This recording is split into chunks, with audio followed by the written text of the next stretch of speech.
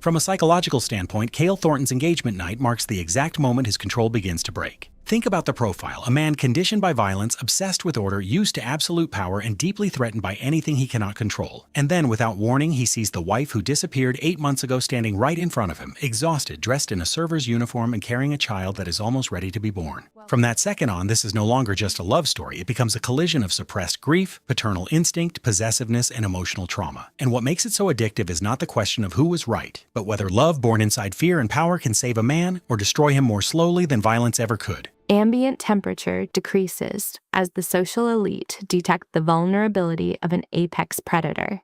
Carter observes from the periphery, witnessing the subject Volkov stripped of his psychological dominance during a public ritual of humiliation. Disaster possesses a distinct aesthetic that triggers a voyeuristic response. Suddenly, the megalomaniac narcissist fixes his target. Volkov's dark ocular focus pierces the room, establishing a chilling, silent, neurological link with the female subject.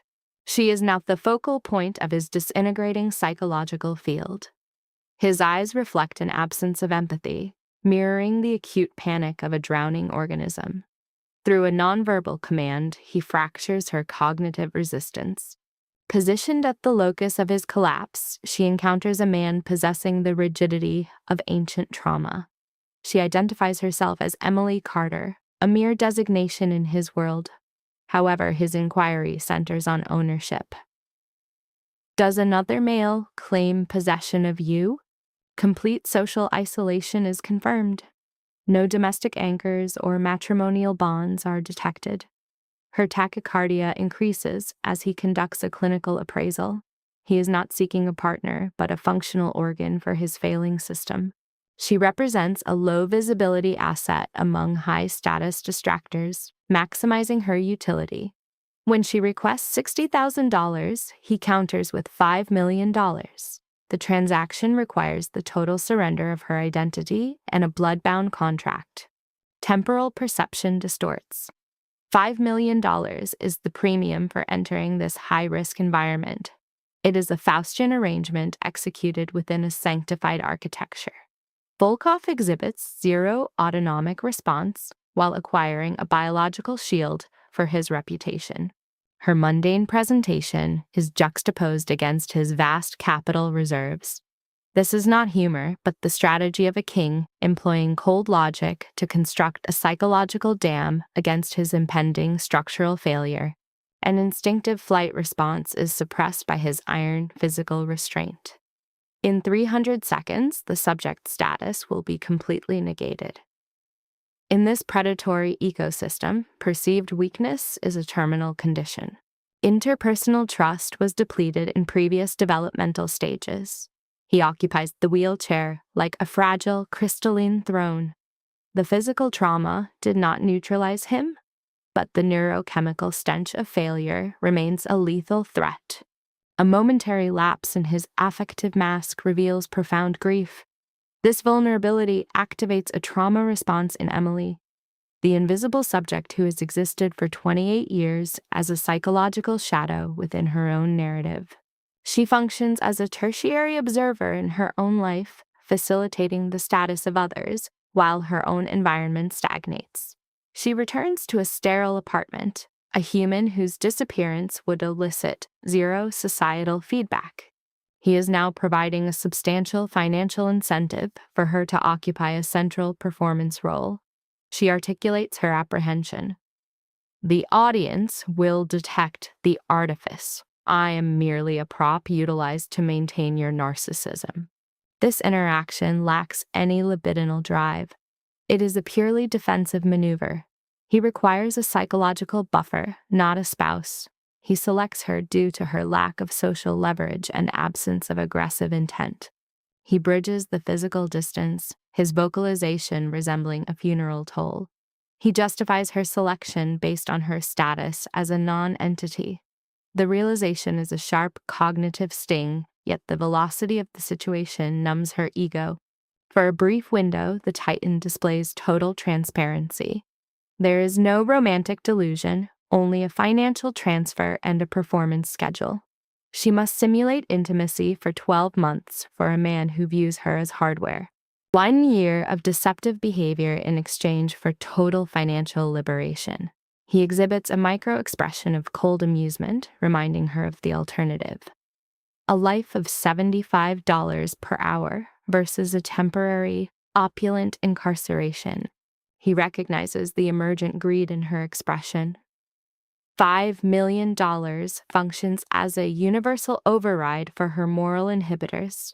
The magnitude of the offer creates a suffocating cognitive dissonance, silencing her survival instincts. For nearly 3 decades, her adherence to social norms yielded 0 rewards. Virtue became an invitation for exploitation. She decides to embrace the pathology, concluding that this specific toxin is the necessary catalyst for change. "I agree," she vocalizes. His expression remains a rigid facade, though his gaze reflects a dark satisfaction. He issues a directive to 3 security assets, biological weapons, who observe this development in a state of suspended animation. He designates an operative named Marcos, a specialist in physical violence.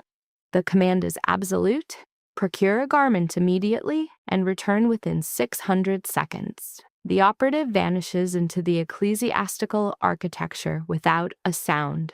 She experiences vestibular instability as the reality of the pact settles. She has mortgaged her autonomy to a king of the void. He demands she discard her previous tools. She must shed her history to facilitate his narrative. Tremors are observed in her hands as she releases her previous identity. He secures her wrist with a crushing grip. "The employer-employee hierarchy is terminated," he dictates. "To the public, we are a tragic, romantic catastrophe." His physical contact leaves a lingering sensation of thermal trauma. Marcus returns with a white silk garment. It is a superficial costume for a soulless ritual, a clinical transaction masquerading as a union. The silk feels heavy and psychologically discordant. The reflection reveals a subject with detached ocular focus. Her former superior, Vivian, arrives, a manifestation of pure shock and critical judgment. Vivian warns that she is a sacrificial piece in a complex game. Emily's response is characterized by emotional flattening. For $5 million, she will adopt any persona required by the predator. Traditional celebratory cues are absent, replaced by the heavy silence of 200 potential threats. Each movement feels like a terminal event. Volkov waits, a sculpture of perfect, terrifying psychological stasis. She makes contact, and his touch is a cold, thermal shock. The priest's courage fails under Volkov's gaze. "Proceed with the finality," he commands. The union is executed with the cold efficiency of a corporate liquidation. No effective promises are exchanged, no sentimental verbalizations, only the sound of a pen marking paper in a chamber populated by the ghosts of their former selves. The transaction is finalized. He displays her to his power structure with a non-verbal ultimatum. Assimilate into this new reality or face systemic destruction. The auditory environment is saturated with silent tension. He withdraws his presence, leaving his new psychological asset to navigate a predatory environment without a safety protocol. She now carries the Volkov designation, a name that functions as a heavy weight on her psyche. She follows him into the shadows, catching a glimpse of the fractured man hidden beneath the armor. The perimeter security seals with a sense of permanent incarceration. He demands absolute solitude, transforming the first night of their union into a cold, isolated prison cell. The disinformation campaign spreads through the urban population like a contagion. The narrative lacks credibility, yet the collective fear of the subject prevents any public dissent. The path to her previous existence is permanently severed. His final benediction is a dark clinical hope. Attempt to maintain your biological viability. The residence fluctuates between a luxury estate and a mausoleum. The architecture is reinforced to isolate the subjects and bury the psychological secrets within. $5 million for 600 seconds of performance. Marcus addresses her with high-status terminology, a word that carries the metallic taste of blood and currency. She is confined to a gilded enclosure with infinite corridors, leading her to a space where her primary companion is her own escalating paranoia. The metamorphosis commences this evening. Irina arrives to refine the new acquisition and prepare her for the inevitable confrontation with the surrounding predators. High-value textiles replace common attire. Diamonds function as a form of social camouflage. Her original essence is submerged beneath a layer of psychological armor. They inhabit the same structure as separate spectral entities, a contract defined by ink, reinforced by an interpersonal distance that no amount of capital can bridge. The master is incapable of warmth, the staff whispers. Within the shadows, she evaluates the financial gain against the ongoing necrosis of her own internal world. $5 million, 12 months of mandatory vocal suppression. That is the precise valuation of her continued existence in his world. 1 year of performance within a pit of vipers, driven by the hope of a financial settlement that might eventually facilitate the recovery of her soul. Irina takes control of the physical environment. The superficial smiles have expired. The fundamental struggle for psychological survival begins within this ecosystem of monsters. Psychological camouflage is mandatory. The subject adopts a rigid persona or risks total erasure. From vertical drop to absolute totalitarian rule, her identity is now externalized. Recalibrated in midnight hues, the transformation is surgical. She has become a sharpened instrument, an architectural reflection. The subject is encased within a cold, ornamental vacuum. The narcissist's perimeter contracts. Vittorio now regulates every biological impulse in this purgatory. 200 predatory subtypes fall silent as the subject enters the primary enclosure. The megalomaniac's clinical verdict: passable. He consumes their collective, manufactured deception. The directive: feign affect and suppress the ego. Transition into an anonymous shadow. The evaluation commences. He instructs her to sharpen her survival instincts before the call. Deceptions proliferate. Then Julia emerges, a crimson indicator of the impending systemic collapse. These jagged rituals are merely traumatic instruments used to hollow out the new consort. She exhibits mockery, referencing the psychological decay beneath their curated environment. Primal anxieties resurface. His autonomic nervous system reacts against the seat's cold iron. The subject suffers respiratory distress while he incinerates evidence of his pathological history. A final ultimatum remains. The narcissist demands a flawless performance on the social stage. He choreographs a facade, a beautiful distortion for the observing voyeurs and rivals. He initiates physical proximity, simulating a warmth that his limbic system cannot produce. His clinical directive: utilize fear as a metabolic fuel until the cycle concludes. 180 minutes of legally mandated proximity to a collective of killers. The exhibition concludes. The master orders the subject to vanish into the periphery. Only a void remains as the kingpin retreats into his own narcissistic blackness. Incarcerated within a gilded structure for 365 consecutive solar cycles. That $5 million mineral is simply a transactional receipt for a soul. He engineers a vacuum, leaving the subject to haunt the reverberating empty corridors. 12 months to endure the psychological frost of a predator's merciless residence. Speculation regarding their trauma bond drifts toward every opportunistic, starving observer. The associate collapses. The subject merely monitors the ledger for the final asset transfer. A detached courier delivers the master's summons to his private subterranean sanctuary. Existence has become a scripted procession through the various echelons of power. Her fundamental being is now a contractual liability in this habitat of predators. The enforcer stands sentinel at the threshold of that dark, leather-bound interrogation room. His scrutiny is invasive, though his emotional baseline remains entirely detached and gray. Trivial discourse ceases. The autocrat dictates his rigid and unyielding operational protocols. $50,000 monthly to subsidize this elaborate and hollow psychological theater. Restricted sectors and a terminal warrant for any classified data that escapes. Execute the assigned role flawlessly or encounter the final definitive termination.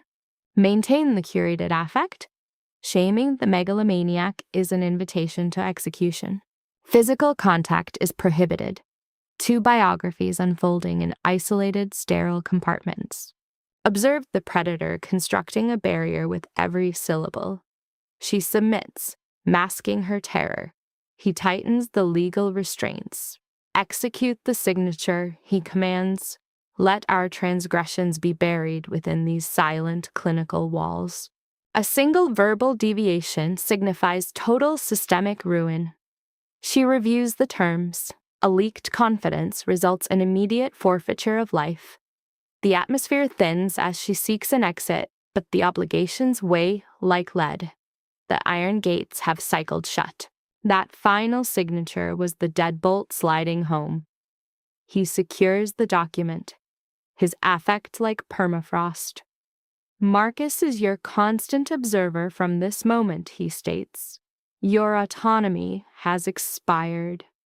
She recoils, but he reinforces her new, hollow identity. Is this sentient existence, she wonders, functioning as mere clockwork? For a microsecond, his facade fractures, revealing the internal wreckage. Then, the clinical cold returns. My internal self perished years ago, he whispers. This transaction is sufficient. Depart, he orders. She retreats before her elevated pulse betrays her. His assessment was purely functional. She is a component in his grand machinery. She wanders through the estate, charting a sanctuary that echoes like a gilded sepulchre. 30 rooms of sterile opulence, corridors extending into infinity, and a silent staff moving like automatons. She is a specter, haunting a mechanism that refuses her existence. Finally, she discovers a labyrinth of ancient, dusty volumes, a massive archive of narratives reaching rafters. This wasn't constructed for vanity, but for psychological endurance. Weathered hide and forgotten intellectual gems sit in beautiful entropy, the sanctuary of a psyche that once sought reprieve in literature. Subject A's presence is characterized by an oppressive atmospheric shift, manifesting at the threshold as a haunting entity. Subject B displays a visceral flight response, feeling her environment systematically occupied. When she vocalizes guilt regarding her spatial encroachment, Subject A dismisses it with legalistic rigidity, framing their habitation as a communal psychological prison for both parties. His vocalization exhibits acute phonological aggression, symptomatic of chronic bitterness. He retrieves a heavily traumatized literary artifact, tracing its physical decay with clinical precision. He proposes that fiction serves as her analgesic for reality's constriction, then provides a pulverized edition of Dostoevsky, an object clearly subjected to obsessive, compulsive repetition by the owner. He categorizes the narrative as a rigorous autopsy of moral culpability, mirroring their current domestic theater. His movements are devoid of organic warmth, resembling a high-functioning machine. He dictates a rigid schedule for the afternoon nourishment, emphasizing that any deviation from punctuality will result in a total depletion of his empathy reserves. Subject B experiences a cognitive dissociation where the text dissolves into visual white noise. Her psyche fixates on their hollow, performative union, a social facade masking profound isolation. The prospect of 365 days within this luxurious confinement is perceived as a terminal incarceration.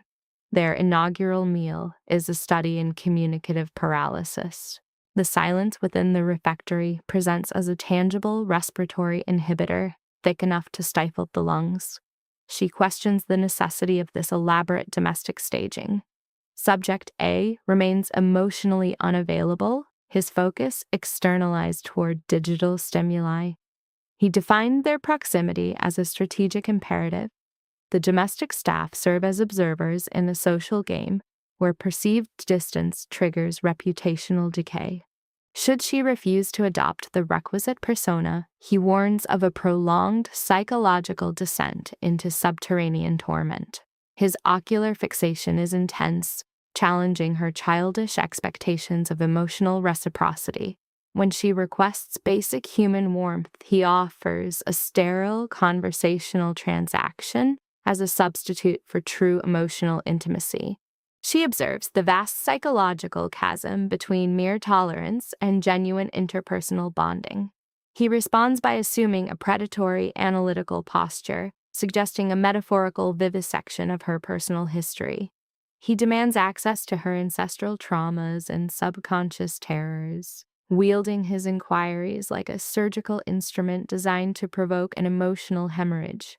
This interrogation is not an information-seeking mission, but a sharpen and test exercise of his intellect against hers. She identifies her origins as a mundane, middle-class environment, noting her family views this marriage as a psychological fracture. He dismisses her past as a spiritual vacuum. She counters by highlighting his own transactional acquisition of a partner for his empty citadel. She has breached his behavioral boundaries. Expecting a hostile reaction, she is instead met with an abrupt, dissonant vocalization of mirth, a rare rupture in his emotional ice.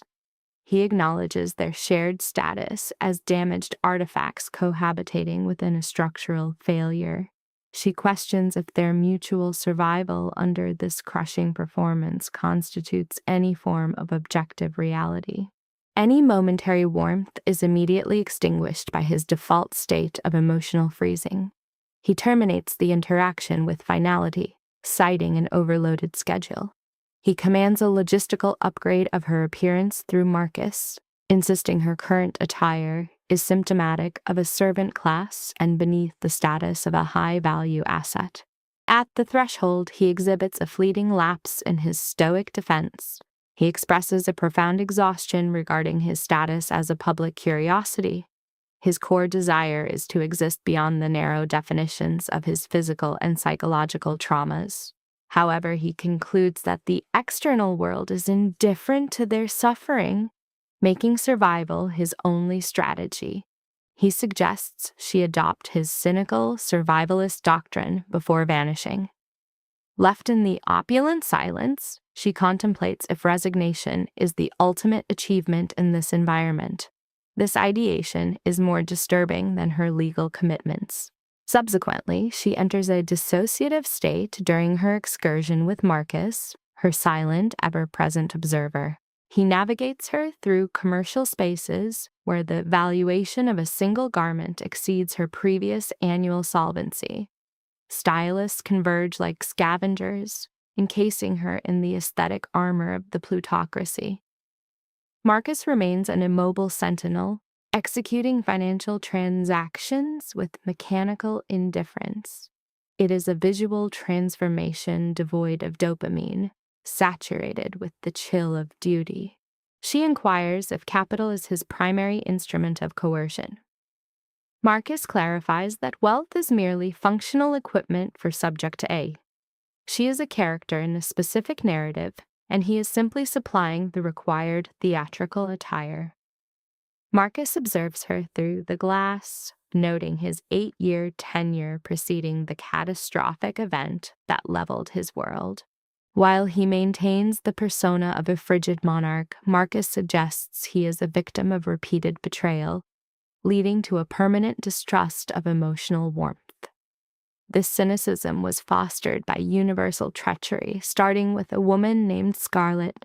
The public consumes the imagery of the crown and wealth, while the underlying human entity remains completely unexamined. Subject B is categorized as the final trauma in a trilogy of betrayals: family, business, and now her. These structural defenses were built to withstand further emotional siege. Emily processes the weight of these three deep psychological lacerations. It explains his tendency to view her through a lens of tactical threat rather than as a domestic partner. Marcus challenges her intent, noting that her resentment functions as a recurrent trauma. Every moment she treats the residence as a correctional facility, she inflicts further damage, constantly highlighting the transactional nature of their union acts as a persistent neurotoxin. This realization manifests as a physical shock to her system. Preoccupied with her own emotional turmoil, she had overlooked the fractured psyche behind the mahogany exterior. He had granted her access to his inner sanctum during a period of ruin, yet she had behaved like a condemned inmate. She realized she was not merely a passive observer, but an active stimulant in his private torment. She admits to a sensation of environmental submersion, unsure of the psychological demands he places on her. Marcus insists on her adherence to the established blood oath, warning against becoming another entry in his catalog of betrayals. That night, insomnia persists as a spectral presence. 3 days into the contract, she identifies her own failure. Approaching 12 o'clock, she relinquishes the illusion of slumber. The residence feels like a mausoleum of marble and elongated shadows. Drawn to the library to escape her own racing thoughts, she finds Subject A posed like a figure in a tragic oil painting, clutching both literature and a glass of amber-colored intoxicants. His visual contact is impenetrable in the low light. He inquires about her internal demons. She offers to withdraw to avoid disturbing his solitude, but he invites her to remain. They navigate the late hour together, establishing a tenuous armistice characterized by a shared, silent equilibrium. In the darkness, their social shielding begins to dissolve, allowing for a rare moment of vulnerability. She verbalizes Marcus's theory that her fixation on the contract's expiration is causing him psychological distress. Subject A maintains his stony facade, dismissing the observation as loquaciousness. He eventually terminates the silence with a dull thud of his book. He characterizes her as a temporary apparition within a legal transaction. Emily responds with defiance, proposing a shift from counting the days to actually inhabiting the environment. Subject A displays a micro-expression of cognitive dissonance. She asserts her refusal to be a mere flicker of presence, diagnosing his profound hunger for something beyond this oppressive quiet. She argues that their agreement need not function as a spiritual sepulcher. Subject A adopts a cold, clinical gaze as he demands she state her terms. She clarifies that her only objective is psychological respiration. She proposes an evolution from combatants to cohabitants, noting they are bound by 365 days regardless of their mutual hostility. She suggests establishing a functional cadence to mitigate the severity of this endurance trial. Subject A finds her modest ambition to be tragic. She insists it is the only viable goal within the debris of their lives. A faint trace of a smile appears, a rare neurological anomaly. He agrees to attempt a state of tolerable, moving toward a baseline of human recognition. He consumes his whiskey with calculated precision. He agrees to a baseline of tolerance, but warns that his emotional defenses, which he describes as a rusted, jammed mechanism of trust, will remain intact. She acknowledges the diagnostic reality of his trauma before retreating to her own quarters. He reminds her that, according to the legal code, the library remains a shared domain. Subject E hesitates at the threshold. Subject A acknowledges her stamina, a rare deviation from his typical cold affect. He admits the reality fails the fairy tale construct. Subject E counters with a pragmatic acceptance of their shared disillusionment before retreating, haunted by external warnings. Clinical observation suggests Subject E recognized her inability to provide a total cure for Subject A's deep-seated pathologies. She opted instead for a mercy of presence, viewing the 12-month duration as a period of damage control rather than mutual psychological annihilation. The subsequent days shifted to a more subdued frequency. Subject E executed her role in social environments with surgical precision, utilizing high-fashion aesthetics as defensive plating while navigating the predatory hierarchies of the elite. Their public synchronization was a flawless display of chilling conviction. Internal tectonic shifts occurred within the manor. Subject A, the megalomaniac narcissist, began to abandon his isolation for brief intervals of shared morning sustenance. Their exchanges on art and celestial bodies served as a cognitive bridge, slowly transforming the morbid architecture into a functional habitat. A tenuous ceasefire was established between these two isolated psychological profiles. However, the equilibrium was disrupted by an impending social engagement among the city's high-status dynasties, where the very floorboards groaned under the weight of ancient inherited power. The preparation phase was characterized by meticulous aesthetic manipulation. Subject E was shrouded in heavy silks designed to project an image of inherited wealth, while Subject A presented himself with the severe, chilling elegance of an apex predator in evening wear. Subject A projected the aura of a frozen sovereign. Subject E met his detachment with sharp cognitive resistance, challenging his emotional rigidity. Despite his verbalized disdain for the environment, she committed to the 4-hour masquerade of the devoted spouse. They entered the social arena, an environment saturated with narcissistic displays. Here, philanthropy functions merely as a tax-efficient absolution for ethical breaches. Subject E remained physically tethered to the dominant male, acutely aware of the competitive hostility beneath the gold-leafed surface. The crowd's reaction was not admiration, but a profound primal fear. Subject A functioned as a monolith of dread in a vacuum of vanity. Subject E observed that every soul in that room seemed gravitationally bound by the sheer psychological weight of his presence. Subject A maintained his clinical detachment, identifying fear as his primary instrument of control. Subject E challenged this, positing that a kingdom built on terror is merely a glorified containment cell. Their dialogue was interrupted by a secondary predator, Vincent, seeking an opening. Vincent attempted to introduce boardroom hostility into the social sphere, prompting an immediate aggressive vocalization from Subject A. The intruder dismissed Subject E as a non-entity, a mere decorative asset intended to decorate the perimeter of Subject A's world. Subject A's response was a seismic display of dominance, asserting her integration into his lineage. He threatened total financial annihilation for the slight. Vincent's physiological reaction was one of pure terror, resulting in a hasty withdrawal from the encounter.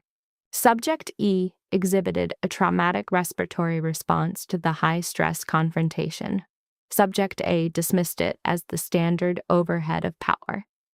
When she rejected the status of property, comparing his protection to a ledger entry, his facial musculature reset into a rigid, defensive marble. Rebuffing her critique, Subject A sought the isolation of the balcony. From that height, the urban landscape appeared shattered like a silver mirror. He stood as a dark silhouette, seemingly absorbing the ambient light of the stars into his own night. Under the cover of silence, the subject's armor showed microscopic stress fractures. He articulated his intent, not enslavement, but the provision of a secure sanctuary.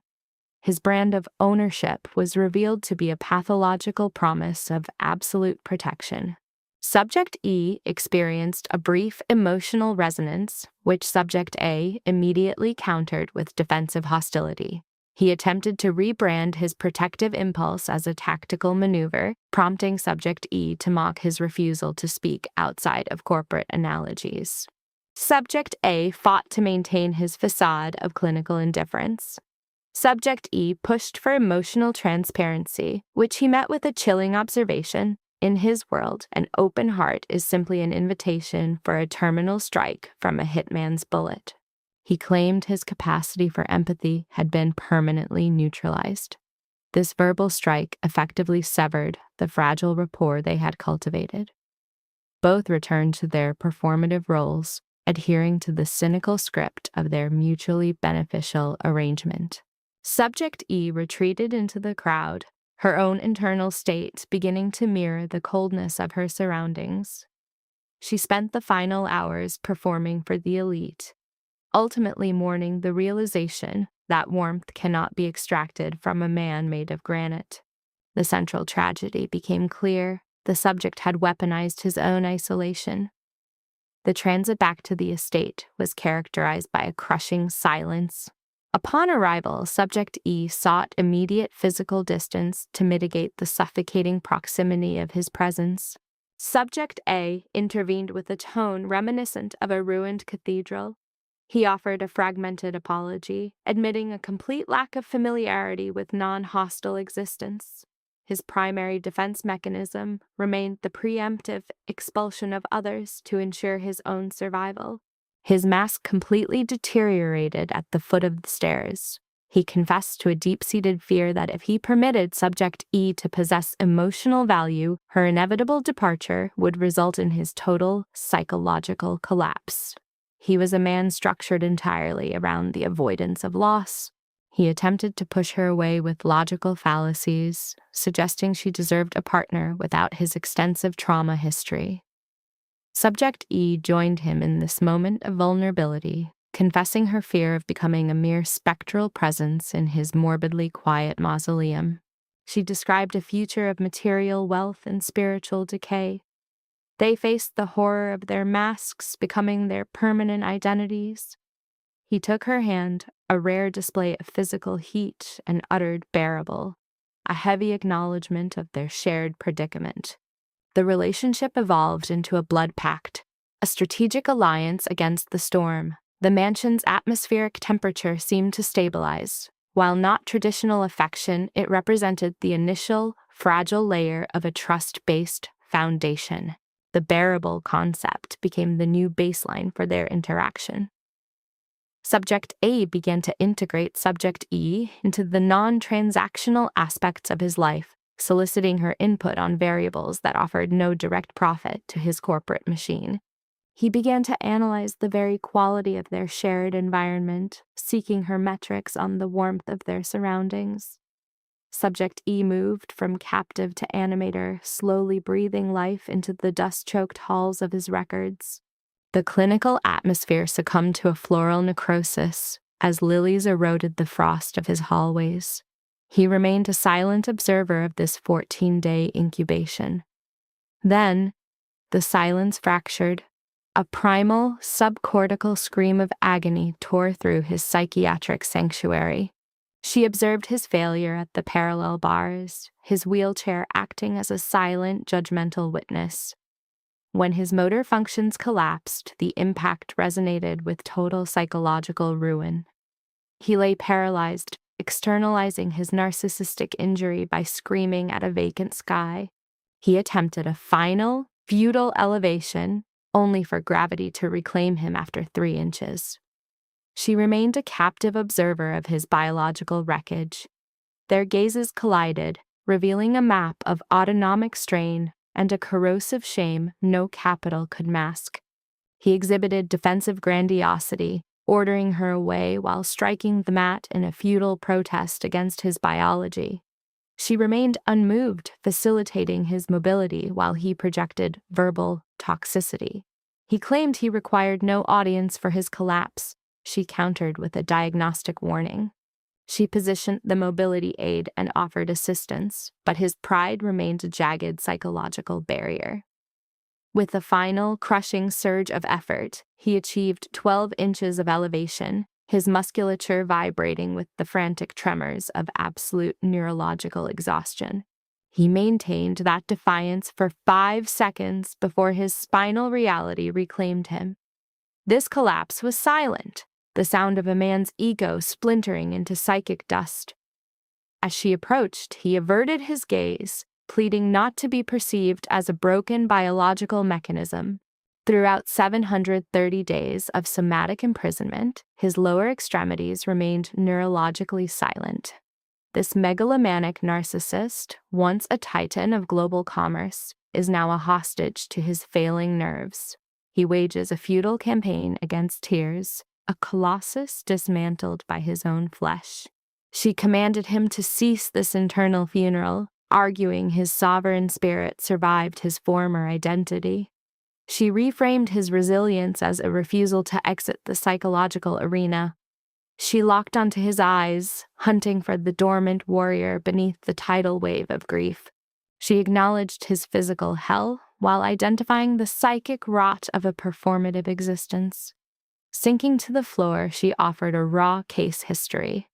She whispered how her mother maintained a dinner setting for her deceased father for 6 months, inviting ghosts to dine. She described years of performing for a memory, sacrificing her psyche to a phantom until the cycle snapped. She identified the idealized self as the most lethal psychological enemy. Her words settled over Adrian like a shroud, leaving him in a state of haunted, catatonic silence. The gravity of her trauma hit him with visceral force. A father terminated at 23 during a moment of joy. She had worn a psychic funeral veil for a lifetime. Their eyes met, a recognition of 2 subjects scarred by the same brand of pathological pain. He muttered that warring with one's history is a battle with 0 victors. In a moment of clarity, he offered a fractured apology for the shadows he projected. His features softened into total vulnerability as he reached out, silently requesting her assistance to rise. She escorted him, the air thick with the weight of unvoiced trauma. Their skin grazed, a sudden somatic spark amidst the emotional frost. He whispered a stunned acknowledgement, realizing most observers would have fled the moment his mask of perfection shattered. Pausing at the threshold, he inquired about the mechanism for burying the past. She replied, "There are no miracles, only the brutal daily labor of breathing. One must cease hunting phantoms and plant their feet in the cold reality of the present.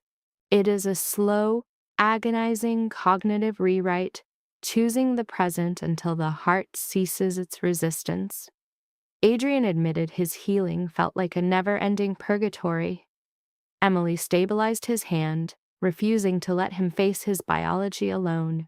Solitude, she knew, was the predator of the wounded. When he questioned her intent, she cited their unwritten pact of endurance. With a spark of dark curiosity, she requested to see the lion within his cage. A ghost of a smile appeared as he warned of the coming humiliation, yet he welcomed her gaze. A silence of shared transparency settled over them. 2 performers exhausted by the social masquerade. He tried to mask his shame with a joke about failure, but she intervened. To her, it was the scent of rebellion and grit. Perspective remained the only valid currency. One subject saw tragedy. The other perceived a pulse. As he retreated, the rigid ice in his spine began to thaw. Left alone with the cold iron, Emily traced the scars of his private war.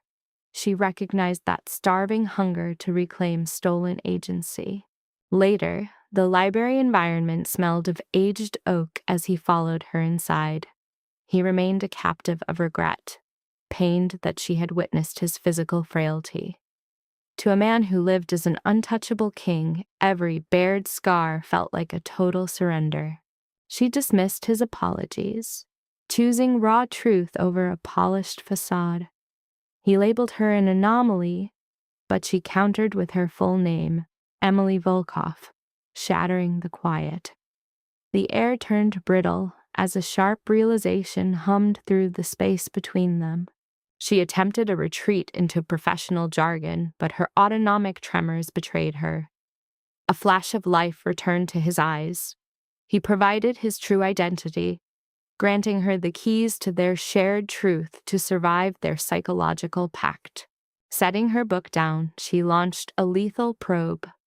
What did he truly desire from this transaction? Stripped of his material armor, he let the truth bleed out. He was simply exhausted from haunting his own estate as a solitary, invisible phantom. He craved a witness who looked past the headlines and the perceived monster. He sought the friction of human connection over the cold mathematics of his status. She scoffed at normalcy, but promised to construct a sanctuary that finally felt like a home. The tide turned. Two ghosts were communicating without their social masks. Leaning back, she admitted a growing fondness for this hushed world. She perceived grace in a man struggling against epic poetry and failing nerves. The human was finally surfacing.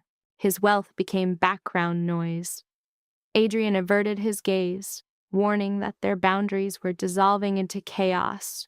She was activating hungers never mentioned in the contract.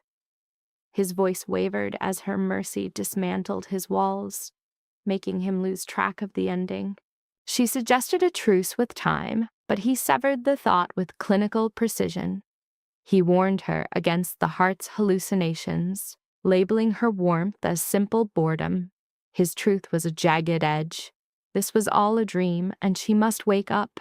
She rose, maintaining composure as her world quietly splintered. That reminder of her status was a jagged pill. Though he faltered, attempting to soften the blow, she was already gone. She surrendered to his frozen rules, fleeing before her pride collapsed. She redirected her anger inward, forced to respect his brutal honesty. She was the subject who mistook a commercial deal for destiny. For 72 hours, she lived as a shadow. He honored the distance, a cold guardian who wouldn't chase what he discarded. He maintained the silence, allowing the frost to thicken. By the fourth day, a summons from Marcus ended her seclusion. Though every nerve screamed for avoidance, she chose to face the contract she had signed. The time for pretending had concluded. She entered his inner sanctum, prepared for a lecture. Adrian was a silhouette of industry until he looked up. Without preamble, he admitted his cruelty was unnecessary. When she requested a real apology, he framed his admission as the objective truth of his failure. A rare psychographic rupture occurs, a plea for emotional clemency. He expresses remorse for the toxic verbal assault in the library, mourning his habit of penalizing others for his own existence. His vocal cadence breaks as he admits she is no longer a ledger entry.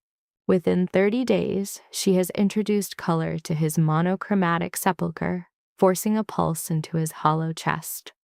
The armor of his solitude is splintering. He admits an eternity in the shadows made him forget the searing heat of truly being perceived as a man. He is finally learning the agonizing metabolic toll of empathy.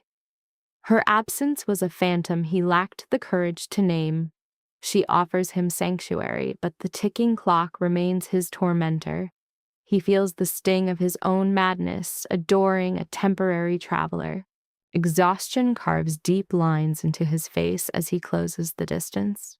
He refuses to rot for 11 months in a cage of his own fears. He begs for a rebirth beyond mere breath.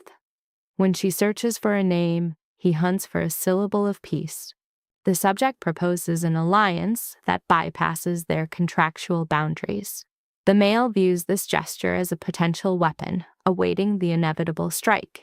He grants access to his inner sanctum only on the condition that all professional pretenses are terminated in favor of a visceral, unfiltered dialogue.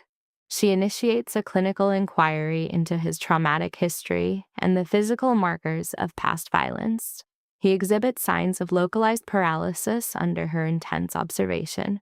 She ignores the legend of his power, attempting instead to isolate the fragile human ego buried beneath the ruins of his social hierarchy.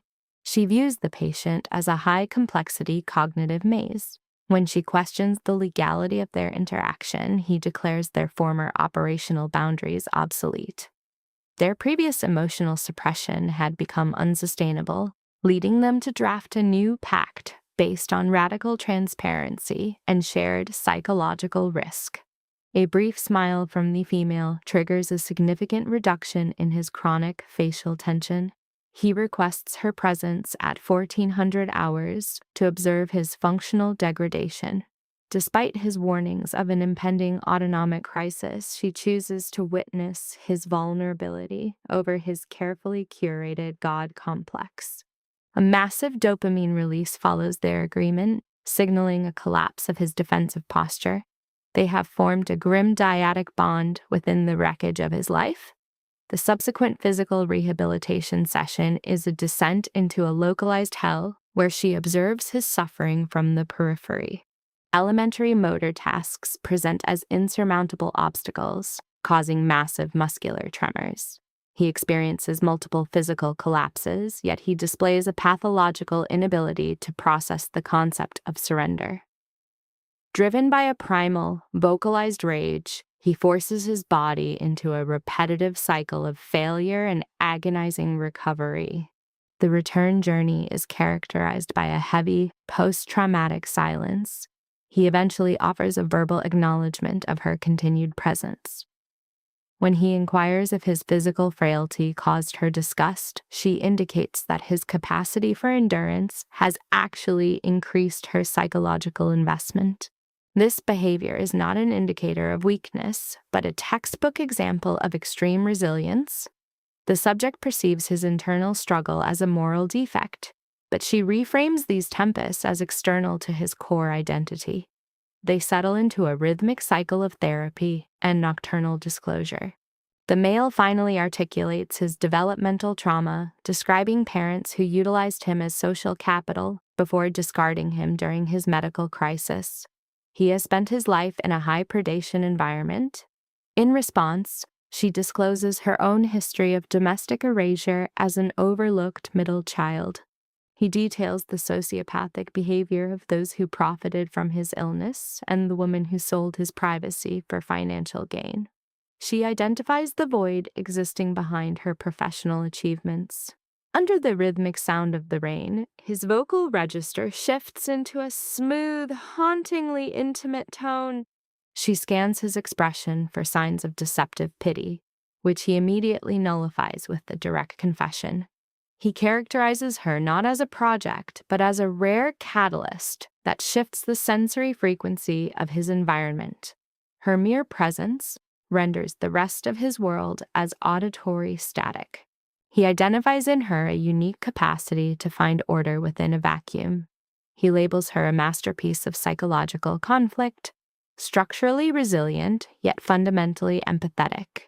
He admits that his desire for a manageable year was a maladaptive defense mechanism intended to shield a starved and lonely heart. The original behavioral contract has been functionally incinerated. In the resulting vacuum, the air grows dense with suppressed emotional data. He fixes his gaze on her and admits a visceral need for her presence. She attempts to retreat into the safety of the 11 remaining months, but he rejects the cold logic of the calendar. His physical grip on the chair indicates a state of extreme sympathetic arousal. He recognizes that evolving from a professional partner to an emotional anchor violates every logical protocol he possesses. He now perceives her as the central point of his gravitational field, viewing her potential departure as a fatal amputation. Oxygen intake becomes labored as he dismantles his final defenses, exposing his internal architecture. He requests a future predicated on his true self rather than his wealth. Her internal response is characterized by a high-frequency heart rate, reminiscent of a trapped animal seeking an exit. For 42 days, she has maintained a professional distance while her subconscious gravitated toward him. She has spent her nights wishing for a permanent union. Her verbalized uncertainty acts as a heavy blow to his ego. He turns toward the external storm, a ruler stripped of his functional power. He prioritizes her brutal honesty over the hollow comfort of a performative victory. She closes the distance in the library, placing a hand on his shoulder where the tension is coiled like a predator. In this heavy atmosphere, she faces a binary choice: permanent emotional attachment or a return to isolation. She requests a window of 180 days. He carries his uncertainty as a physical burden while she voices a devastating diagnostic question. Is this authentic love, or merely the high of being truly seen? She maintains physical contact, anchoring them both in a state of raw, unfiltered human connection. She promises a definitive status update at the 6-month mark. When he asks if he is merely to wait, she suggests he find a less damaged partner.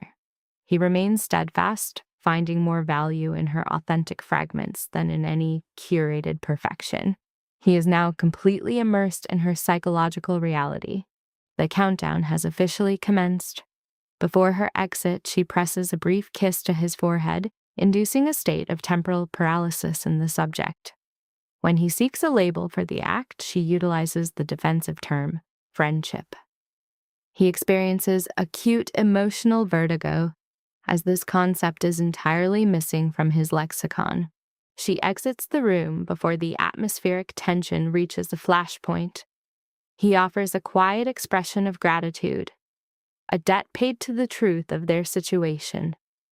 This is not a calculated maneuver by a titan. It is the desperate reach of a man seeking the light.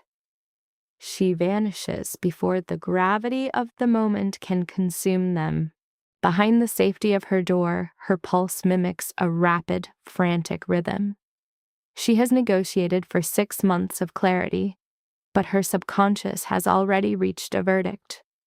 In the darkness, she realizes the deadline is a mere formality. Her descent into this ruinous beauty has already begun. It has become a foundational law of her psyche. She is in love with the patient. This transition is either the start of a masterpiece or a prelude to a disaster. The 6-month horizon looms like a darkening sky. The days are no longer abstract numbers, but the final, rhythmic beats of a life she fears losing. Every shared inhalation and prolonged gaze renders their professional boundaries a transparent falsehood. 90 days pass in a state of hyperfixation. During breakfast, a new stimulus enters. Marcus, whose expression signals a catastrophic breach of their domestic security. Marcus reports a critical failure in their security perimeter. The subject's reaction is a sharp, percussive strike of his cup against the table. A vengeful figure from his past has manifested at the gates. Scarlet has arrived. He issues a low, predatory command for her immediate expulsion from the property. Scarlet presents as a persistent atmospheric disturbance. As the tension escalates, the female pushes for an immediate, direct confrontation. His physical restraint is evidenced by white knuckles. He is aware that Scarlet's presence is a catalyst for destruction. The female insists on extinguishing the threat before the structure is lost. The subject yields but retains the female as an emotional stabilizer. He is aware of the antagonist's capacity for psychological warfare and poisonous narrative distortion. He demands that the truth of his history remain under his control. The collision between his fractured past and his fragile hope is now inevitable. Scarlet Haze enters the space, clad in blood-red silk. She displays the entitlement of a narcissist reclaiming lost territory, her gaze clinically stripping the room of its defenses.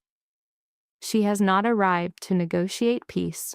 Her smile is a sharp, glass-like fragment. The psychological fallout is imminent.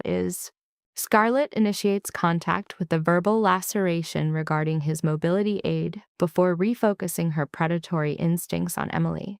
She devalues the woman as a low-status intruder in an incomprehensible hierarchy. The psychological strikes are clinically precise. Adrian permits her exactly 300 seconds of duration before ordering her forcible removal.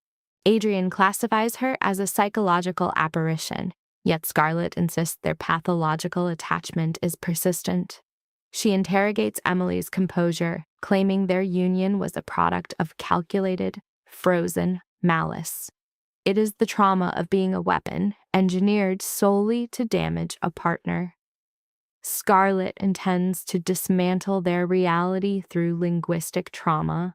Adrian attempts to rationalize their history as a pragmatic transaction, but Scarlett has already triggered the explosive device. She asks Emily if she recognizes the moral decay beneath their simulated nuptials, eager to reveal his internal pathology. He commands her to cease, yet the psychological incision is exposed. She forces Emily to witness his invisible methods of coercion. Scarlett constructs a narrative of absolute tyranny. On the eve of their union, Adrian threatened the total systemic destruction of her family. In her assessment, he demanded total psychic dominance. Emily experiences a surge of cognitive dissonance. Is this the individual she has permitted past her emotional defenses? Adrian acknowledges his capacity for sociopathic ruthlessness. He validates the consequences for breaching a contractual obligation, but identifies her claims of ownership as a delusional narrative. His motor control wavers at the wheels of his chair. Emily is lost in a dissociative fog. In a hall of mirrors, who remains credible when reality becomes a lethal instrument? Scarlett maintains her offensive, yet Adrian shifts the analytical focus. He observes she was no victim, but a predatory opportunist seeking the social capital of his name. When his physical trauma diminished his utility, she attempted to defect. Adrian merely ensured she understood that a pact sealed in blood is never truly terminated. He communicates with the cold precision of a man who refuses to be a subordinate. He demands the actual motive for this intrusion, identifying it as a calculated extortion attempt. Scarlett abandons her performative mourning. Her affect becomes flat and reptilian. The social facade disintegrates, revealing the necrotic heart of a killer. Scarlett demands her fiscal compensation. She insists on a payoff of $2 million, immediately followed by $3 million later. Adrian's laughter is a hollow, nihilistic sound. He refuses to fund a phantom marriage, but Scarlett mocks him, claiming he owes a debt for the perceived injury of being replaced by a non-entity. Scarlett's agitation has reached a febrile state. Her social hierarchy has collapsed while the public sympathizes with her successor. She demands a massive settlement for her damaged megalomania. Her narcissism is profound. She believes she can demand a market price for the very air she occupies as she exits his sphere. Adrian gestures toward the exit. He will not subsidize her malice. Scarlett counters with a final tactical threat, exposing the fraudulent nature of the marriage. If the public perceives their $5 million deception, his reputation faces total annihilation. Emily feels a sudden vertiginous loss of emotional stability. Scarlett produces the documentation, the financial record of the $5 million transaction with a 1-year expiration. She characterizes Emily as a functional tool used to stabilize a fractured legacy. She is prepared to incinerate his entire infrastructure for the capital. This is no longer a dialogue, it is a high-stakes hostage situation. The atmospheric pressure in the chamber feels high enough to cause physical trauma. Emily's pulse accelerates as Adrian executes a high-risk maneuver. He is performing a cost-benefit analysis between her silence and the systemic death of his life's work. Every second is a slow descent toward total ruin. Adrian's tactical retreat is a predatory trap. He offers a mere $500,000, insignificant capital to him, as a definitive, insulting conclusion. He classifies her as a common thief, wielding his massive wealth with the clinical efficiency of a surgical blade. The subject delivers a terminal strike, the criminal history of her lineage. 5 years of suppressed corruption will result in her father's total ruin by tomorrow. Trapped in his strategic web, she accepts the $500,000, her gaze radiating a silent, powerless hatred. The encounter concludes as Marcus initiates the electronic transfer. Adrian discards her like a spent ignition source. Upon her exit, she whispers a malevolent projection, "Good luck, you will require it." She leaves nothing behind but a trace of scent and the distinct odor of moral failure. The security mechanism clicks, terminating the hostilities. Emily remains in a state of shock over the capital, but for Adrian, it was merely an operational expense. He gazes into the overcast horizon, a man composed of redacted history. One must hypothesize what psychological ghosts still inhabit that hollow thoracic cavity. Observe the individual beneath the defensive persona. The stakes are at an absolute maximum. He recognizes his empire as a fragile construct of glass. Yet under the rigid affect, he is paralyzed with fear, not for his assets, but for the welfare of the woman he pretends to disregard. The external world views their connection as a scripted performance, yet he utilizes that deception as a defensive wall. Emily understands the objective cost. He liquidated $500,000 solely to insulate her from the fallout. This is not narcissism. It is a psyche laid bare. The dominant figure attempts to maintain his role, claiming her as his property. But when Emily resists, he exhibits a micro-expression of pain, concealing his wounded affect behind a mask of obligation. We observe the structural cracks in the stone, Adrian. The human element is manifesting. She questions if she possesses human agency or is merely a line in a case file. The psychological burden causes him to buckle. Adrian reveals a vast internal wasteland, admitting their shared existence is just two isolated shadows intersecting in a void. His history is a cartography of trauma, a structure built on the betrayals of those who should have remained. He is merely existing in a state of anticipatory grief, counting down these 9 months until she abandons him like every previous object of affection. When Emily expresses hope for a deeper union, he strikes with a verbal blade. He pathologizes her affection as a survival-based Stockholm syndrome, mocking her as a captive of her own anxieties. It is a calculated, cruel trauma intended to alienate her for her own safety. He reframes her empathy as a psychological affliction, labeling her love a mere symptom. He posits that she is simply decorating the interior of her own confinement. He is an expert at preemptively dismantling his own well-being before the world can intervene. Then he delivers the final devaluative blow. She is present only for the capital. He challenges her to identify a single aspect of his fractured remains that she could possibly desire once the billions of dollars are removed from the equation. Her sensory perception goes white. The words are strangled in her throat by his projected hate. Adrian stands as an unresponsive shell. He retreats into the isolation of his dark study, leaving her amidst the psychological debris.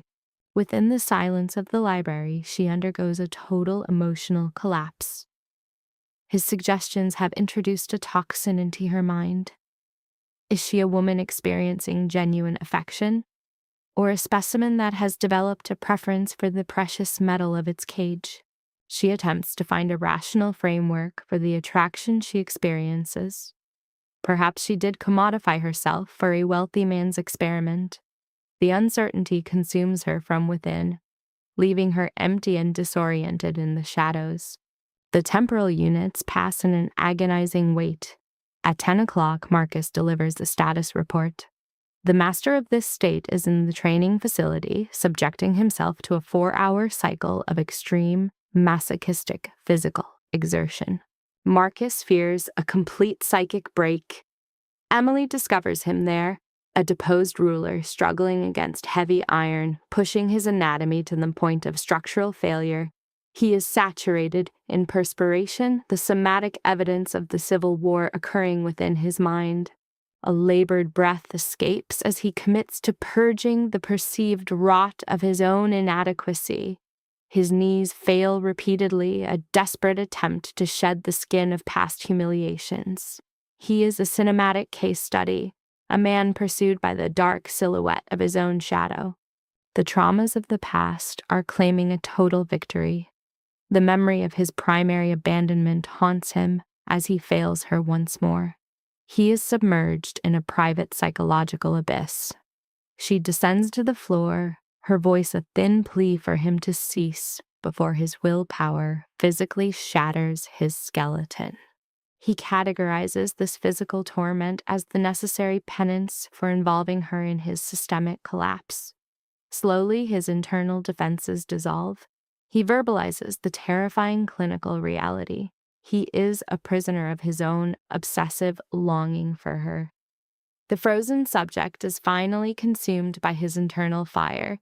The social persona is completely fragmented. He admits his hostility was merely a defensive perimeter to protect her from his internal ruin. Her presence overwhelms him, and that remains his core phobia, the belief that every individual he values eventually disappears into the dark. He observes the countdown, their contractual obligation, yet chooses to engage in intimacy regardless. She labels him a magnificent fool, neutralizing his cold logic with a kiss that grounds him in reality. This is the catalyst for months of obsessive, intense psychological hunger. She channels a lifetime of unexpressed commitment into that single point of contact. He remains paralyzed, a statue caught in a thermal storm, before eventually surrendering to the emotional rush. When respiration stabilizes, she confesses her devotion is a concept no terminology could ever fully map. She is fascinated by his pathological silence, his unyielding resolve, and the way he hides his vulnerabilities between the pages of forgotten texts. She is the solitary witness to the fragile porcelain psyche concealed behind the fortress the public acknowledges. She observes how he instinctively provides a protective canopy against the storm. Her decision to remain has no correlation with his financial assets or title. Their cognitive identities have merged. 180 days felt like a millennium to maintain such a profound secret.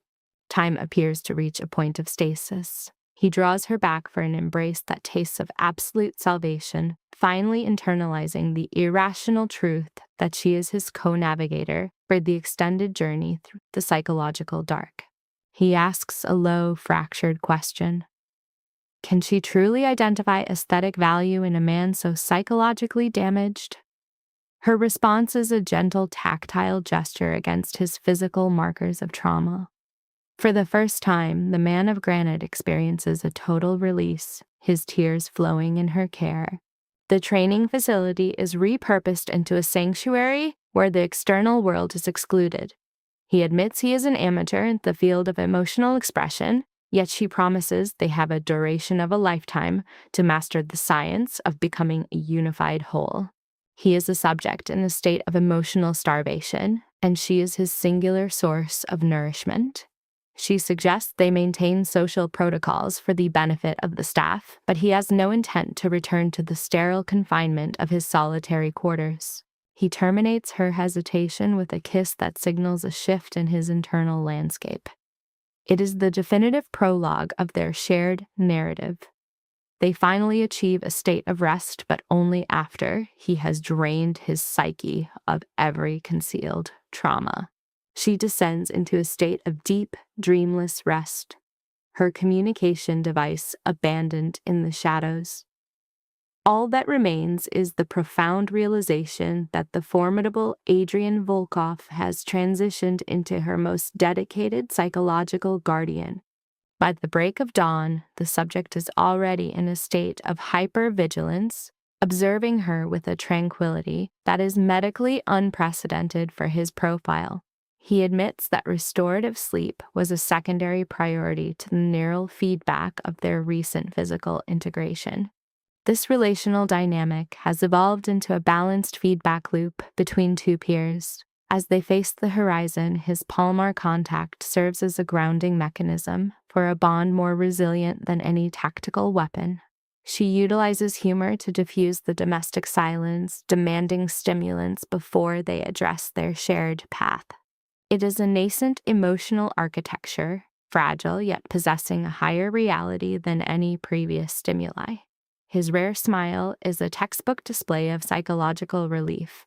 This fragile state is punctured by the arrival of Marcus, who immediately identifies the transition from a legal contract to a primal blood pact.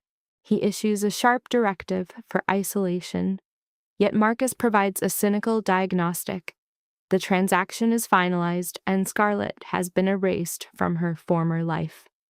He departs with a smirk, having successfully predicted this emotional collision for a $50 wager. He displays a total apathy toward the internal whispers of the staff. He questions her psychological readiness for the impending public scrutiny. The social persona has been discarded. The world will soon observe the Volkov king in a state of total submission to her, causing massive social upheaval.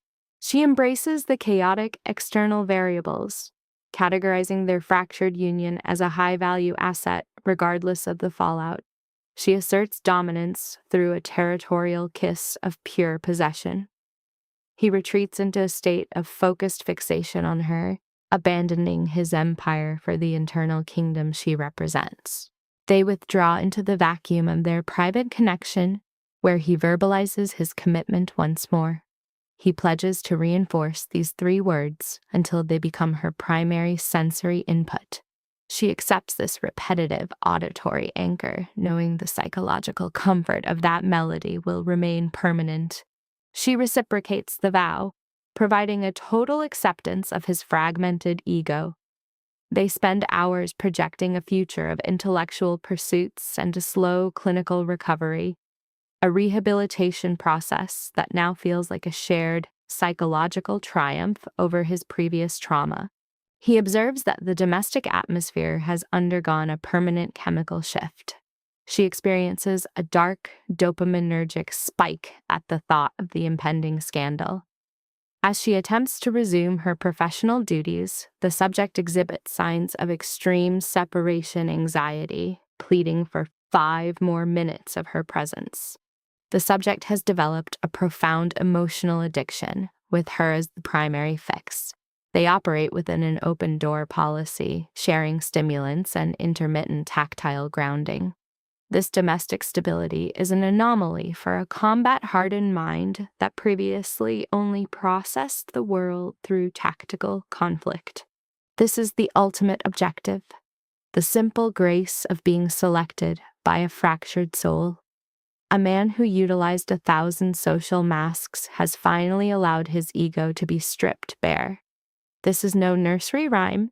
It is visceral, biological evidence of a psyche rebuilt from traumatic ruins.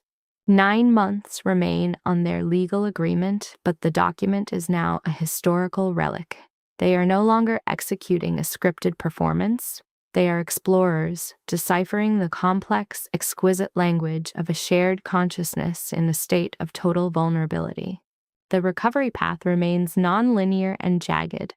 Occasionally, he regresses into a cold, professional shell as a defense mechanism. However, they are establishing a new psychological foundation. 30 days later, her personal effects are integrated into his wing, making her presence as permanent as the architecture. He functions as a high-level protector, engineering a secure sanctuary for her adjacent to his own. They engage in late-night cognitive processing until the external world becomes irrelevant, their circadian rhythms falling into a synchronized pattern. Her entire life script has been completely rewritten.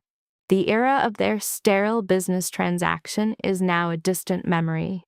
While she engages in low arousal reading, the subject's defensive barriers vanish entirely, leading to a raw, whispered verbalization of the severe moral transgressions that weigh upon his conscience. She prepares for a sharp verbal rebuke, but discovers a psychological lifeline instead. In the shadows, a covert coordination with James has placed the prospect of his total liberation within reach, causing her heart rate to accelerate like a trapped organism. It is a precarious hope where the goal of independent mobility remains a distant variable, yet the act of standing becomes a shared epic. Nevertheless, a flickering dread persists in his gaze, the pathological fear of committing to a future that could end in catastrophic failure. The specter of his former identity still lingers in the halls, but she acts as the surgical blade severing his connection to that period of mourning. She posits that he owes no debt to his previous self. If society requires a ghost, it can look elsewhere. He asks the question that fuels his insecurity. Does his physical impairment diminish his status in her eyes?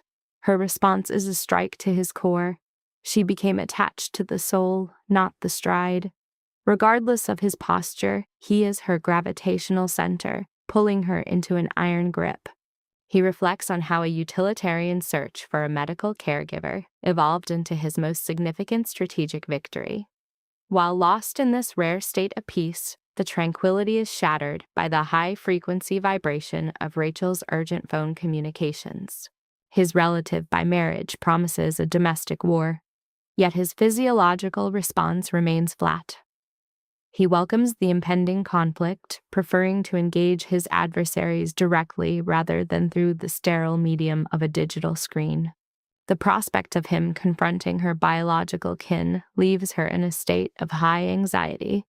To him, the encounter is merely a grand theater, a calculated performance where he intends to use his natural dominance to neutralize their skepticism in a single evening. He finds a dark irony in his situation.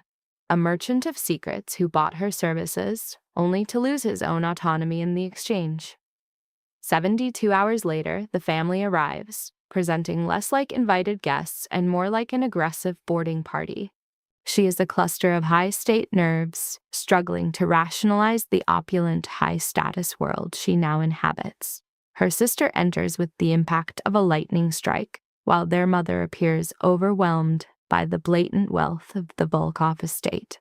The atmosphere becomes clinical and cold as they judge her withdrawal into this stone fortress.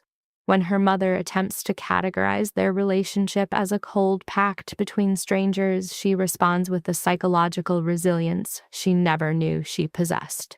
She escorts them into the heart of the subject's lair, attempting to suppress her internal stress. While her sister is distracted by the superficial wealth, the mother's gaze functions as a cold scalpel, dissecting the environment for signs of underlying rot. The verbal interrogation becomes a tactical strike, questioning how she could form an attachment to a man from the underworld. Her mother is fixated on the potential for violence, but is met with the quiet truth that this perceived prison is her only site of freedom. A standard defense is insufficient. She meets her mother's gaze with a clinical steel, explaining that she perceives the map of trauma etched into his scars, a detailed landscape of every psychological wound that constructed his current identity. She characterizes his professional life as a defensive shield and his literature as an analgesic for his heavy responsibilities. He experiences an attachment disorder that anticipates abandonment, yet he values her for her internal character rather than her utility. A heavy silence persists until her sister finally acknowledges the undeniable bioelectric hum of their mutual devotion. 4 months is merely a brief temporal marker for a rapid ascent into an affectional bond that exceeds their current vocabulary. Their whispers imply she is a victim of a megalomaniac narcissist, lost in a labyrinth of mental manipulation. She resists this external diagnosis, yet as the judgment intensifies, she realizes the half measures must be discarded. The clinical foundation of their pact must be exposed. The disclosure hits with the weight of a burial shroud. $5 million to simulate a marital union for 365 days. The room's temperature drops as her sister displays a look of pity while their mother mourns a child traded like currency. They diagnose him as a predator and her as the victim. But within the cold parameters of that contract, she discovered a psychological fortress. No longer the marginalized child, she discards the persona of an unwanted daughter, accepting the clarity this transaction provided. What initiated as a sterile balance sheet has transformed into a profound emotional bond, a shift for which she feels no remorse. Her sister verbalizes the harsh critique of being a mercenary in a house of shadows, a statement that resonates with haunting precision. She redirects the clinical gaze, dissecting their own hollow social unions maintained for perceived security. The counterstrike is surgical, blurring the distinction between their accepted hypocrisy and her own calculated, desperate attempt to secure a viable existence. They dismiss the bond as a convenient delusion, predicting a total collapse once the legal ink fades. But she remains psychologically unshaken. The document is a relic when their hearts have already crossed the Rubicon, leaving the observers to their petty skepticism. She maintains her faith in the subject, a treasure forged through daily sessions of radical honesty. Her sister remains antagonistic, insisting that men with his psychological stain do not achieve salvation. They only refine their masks with more lethal precision. She warns her that she is merely applauding a grand theater of deception designed for entrapment. Before the tension can reach a flashpoint, his voice intercedes. Sharp, low frequency, and heavy with the psychological weight of an approaching storm. He does not enter with a request for clemency, but with a chilling validation of their most acute fears. He presents the ghosts of his past, the fractured lives that paved his trajectory to power, refusing to sanitize the metaphorical blood on his hands. Addressing the sister, he describes the agonizing labor of restructuring himself into a man worthy of a second chance. He acknowledges the potential for regression, yet swears his pursuit of enlightenment is fueled entirely by the woman who dared to inhabit his shadow. Forced to reveal a transgression that would induce a state of shock, he seeks her silent permission before unearthing a trauma from 6 years ago. It is a clinical account of a betrayal that was met with a calculated, absolute, psychological annihilation. He details the systematic erasure of a rival, not a physical termination, but the total disintegration of a human being's soul and social footprint. It was an exercise of absolute power, executed with the cold, mechanical precision of a high-functioning sociopath. The subsequent downfall of the victim was a consequence of his own making, a debt for which the subject felt zero remorse at the time. He confesses that this baseline frost is his true nature, leaving the room paralyzed in a sudden, suffocating chill. A profound grief manifests in her chest, though there is no surprise, only a sharp, crystalline clarity. As her mother vocalizes her distress at the madness, he simply bows his head, a monster attempting the statistically impossible ascent toward humanity. Subject B displays profound cognitive dissonance, reinterpreting the narcissist's history of brutality as a simple developmental failure in emotional articulation. Under the influence of Stockholm Syndrome, she gambles her future on his perceived moral evolution, ignoring the wreckage of his prior identity. Her primary support network attempts intervention, viewing the union as a delusional fixation. Her mother eventually severs ties, unable to ignore the blood. She attempts a separation test to gauge his empathy, yet he utilizes psychological parasitism, framing her as the only stabilizer for his darkness. A clinical warning regarding spiritual fragility goes unheeded. The narcissist utilizes dissociative, dark humor to mask a significant fracture in his ego. The subject employs strategic vulnerability, exposing his internal decay to measure the depth of her trauma-bonded commitment following their recent shared crisis. Eschewing familial prayers for a low arousal existence, she finds the narcissist's complex pathology more psychologically stimulating than the void of ordinary peace. They enter a definitive folie à deux, two societal rejects codifying their mutual instability into a desperate, final covenant of survival and war. He predicts a future of sustained terror, which she meets with a pathological level of resolve, preparing for a life of clinical daily honesty. Subject B adopts a messianic archetype within a predatory environment. The narcissist responds with cynical amusement at the absurdity of their forged reality. Following a 90-day stabilization period, the public psyche is disrupted by evidence of a $5 million transactional fraud and staged vows. A digital assassination attempt targets their sanctuary, triggering a state of lethal calculative narcissistic rage within the male subject's rigid psychological frame. Perceiving a betrayal, the narcissist mobilizes his legal and tactical networks to mitigate reputational damage and protect his seat of power from heat. Bypassing slow legal protocols, they opt for aggressive narrative reclamation, choosing to step into the media fire to preserve their fragile psychological peace. Their strategy utilizes radical transparency, admitting the financial transaction to bolster the perceived authenticity of the emotional bond they cultivated in shadows. Despite warnings of social stigmatization as a victim or opportunist, she enters the predatory glare of the public eye to narrate her reality. Marcus orchestrates a media confrontation where the subjects project absolute poise. The narcissist's low-frequency vocalizations anchor the surrounding digital and social chaos. He confesses to the initial cold utility of their contract, while she describes the agonizingly slow development of a deep, trauma-bonded emotional interdependence. She provides a raw dissection of their bond, claiming beauty emerged from wreckage. She maintains an empress-like composure against the hostile press inquiry.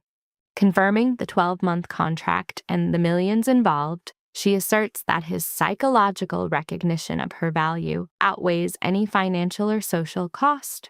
The narcissist publicly designates her as his sole source of light, issuing a lethal deterrent against anyone attempting to disrupt their steel-clad pathological bond. Post-performance, the subject experiences physiological exhaustion while her social network attempts to exploit her new, tragic notoriety for their own gain. Retreating into isolation, they calculate the severe price of their disclosure, recognizing their newfound status as high-value targets for global public scrutiny. By weaponizing their secrets, they neutralize external leverage. He promises that without the burden of deception, they can finally achieve total enmeshment. Weeks of public vitriol follow, necessitating a defensive retreat behind iron gates while awaiting the inevitable shift of the media's predatory focus elsewhere. After 730 days of mobility impairment, the narcissist engages in grueling physical rehabilitation, fighting to regain his status on solid earth. During a critical session, he experiences acute performance anxiety, which his facilitator counters with aggressive directives to bypass his internal psychological resistance. Following a forceful exertion of will, he achieves verticality, triggering a profound and jagged emotional catharsis, the anthem of a ghost returning to life. Despite achieving verticality for only 10 seconds, the event serves as a powerful emotional anchor for her, validating the beauty of his broken struggle. Within 90 days, the subject demonstrates significant neural plasticity, achieving 11 independent steps and proving his capacity for complete systemic and physical reconstruction. She reframes his physical progress as a total psychological rebirth, effectively purging the legacy of his prior ruin and establishing a new foundation. His defensive barriers fail as he admits a total dependence on her, formally requesting permanent cohabitation to end his period of internal darkness. After 547 days of isolation, he seeks total psychological enmeshment, desiring the complete dissolution of boundaries between their two respective lives. She integrates her minimal personal artifacts into his cold domestic structure, effectively transforming a rigid fortress into a shared sanctuary of mutual survival. Her presence begins to neutralize the clinical hostility of his private suite. The narcissist observes this transformation with a terrifying sense of peace. A power shift occurs as she utilizes humor to dismantle his executive persona, highlighting his functional dependence on her for daily, basic navigation. He admits she has become his primary, perceptual lens, culminating in a mutual surrender that solidifies their long-term, steel-clad, psychological and emotional pact. Settling into a low-arousal domestic routine, the narcissist finally provides verbal confirmation of his attachment, a fact she notes was already biologically evident. Reciprocal validation occurs as she pledges a 50-year commitment, causing the subject to delegate all future temporal planning to her absolute control. 1 year later, he maintains a facade of financial logic to mask his sentiment, yet remains fixated on her as an unsolvable psychological mystery. Subject initiates total legal dissolution. Patient exhibits symptoms of Stockholm Syndrome, choosing to remain and nullify all transactional debt via intimacy. The megalomaniac narcissist demands a non-performative ritual. This shift toward emotional vulnerability triggers observable ocular secretions during their private solemnization. Subject admits his predatory persona was merely psychological armor. The patient bypasses cognitive filtering to accept his survival-based contingency pact. 8 weeks post-incident, the environment is repurposed for ritual union, facilitating the patient's identity reclamation and purging of traumatic imprints. Despite acute physical pathology, the subject maintains postural integrity. A collective atmospheric stillness coincides with this peak moment of psychological obsession. Performative deception has concluded. These survivors are now bound by shared physiological trauma and a reinforced, brutal acceptance of their reality. Observations confirm the total shedding of predatory affect. The subject replaces habitual aggression with a rare, documented capacity for tactile tenderness.